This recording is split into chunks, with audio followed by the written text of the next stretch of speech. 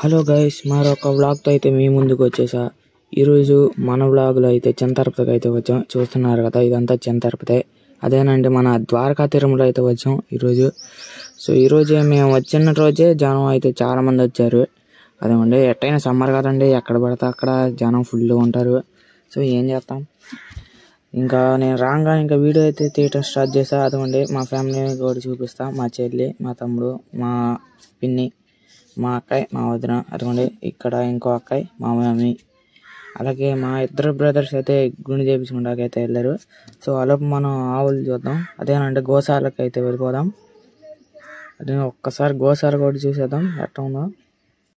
అసలు ఆవులు చూడండి, చాలా ముద్దు వస్తున్నాయి ఆ చిన్న ఆవులు చూస్తుంటే నాకైతే.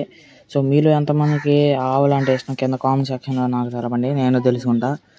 సో నేను ఇట్లా రౌండ్ తిరుగు వీడియో తీస్తున్నమాట. సో ఈ వీడియో ఇంకొక విషయం చెప్పడం మర్చిపోయా. మేము దర్శనానికి వెళ్ళొచ్చి ఫోన్లు కూడా తీసుకుని అక్కడ ఉన్న బొమ్మల కొట్లో ఇంకా గుడి ఉంది లోపల, ఆ వీడియో తీద్దామంటే కుదరలా. ఎందుకంటే అప్పటికి అందరికి ఆకలేస్తుంది. ఇంకా వెంటనే ఇంకా బయలుదేరి ఒక హోటల్లో అయితే ఆగాం. సో అక్కడ ఫుడ్ ఉందండి, అసలు అబ్బో ఎమరుచి చూపించారు హోటల్ వాళ్ళు మాత్రం. సో అంత బాగుంది. కానీ తిరుపతి అంటేనే ఫుడ్ గురించి తెలిసింది కదా అండి, అంత మాత్రం ఇంకా ఇంకా ఆకలి మీద తింటమే మాట. ఇంకా వెంటనే అక్కడి నుంచి బయలుదేరిపోయాం.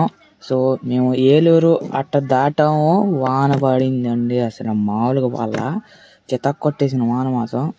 ఇంకా ఒక్కసారి ఇక్కడి నుంచి వ్యూ చూడండి గుడిని, సూపర్ అనిపించింది.